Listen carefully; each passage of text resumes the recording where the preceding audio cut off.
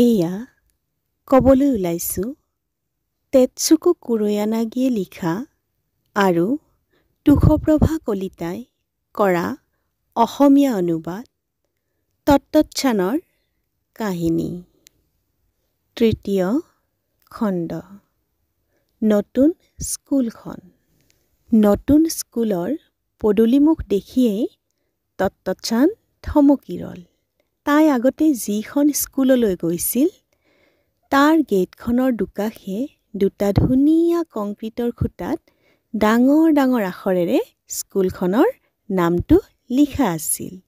কিন্তু এই নতুন স্কুলখনৰ গেটত ডাল পাতেৰে সৈতে মাত্ৰ দুটা যথেষ্ট চাপৰ খুঁটাহে আছিল।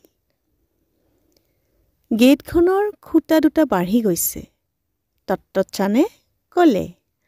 বাঢ়ি বাঢ়ি গৈ কিজানি এই দুটা টেলিফোনৰ খুঁটাতকৈও ওখ হ'বগৈ। খুঁটা দুটা সঁচাকৈয়ে সিপাৰে সৈতে গছেই আছিল।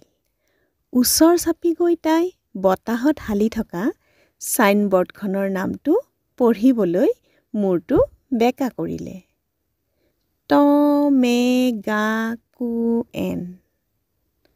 টমে মানে কি বুলি মাকক সুধিব খোজোতেই তত্তচ্ছানে এনে কিবা এটা দেখিলে যে তাইৰ সপোন দেখা যেনহে লাগিল। মাটিতে বহি তাই জোপোহাবোৰৰ মাজেদি ভালকৈ চাব খুজিলে, কিন্তু নিজৰ চকুকে বিশ্বাস কৰিবলৈ টান পালে।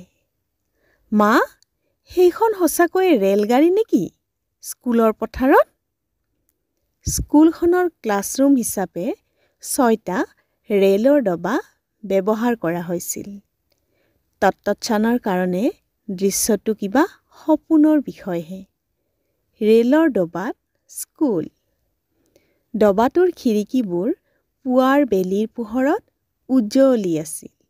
পিছে জোপোহাবোৰৰ মাজেদি সেইবোৰলৈ একেথিৰে চাই থকা এই গুলপীয়া গালৰ ছোৱালীজনীৰ চকু দুটা তাতকৈও বেছিকৈ জিলিকিবলৈ ধৰিলে।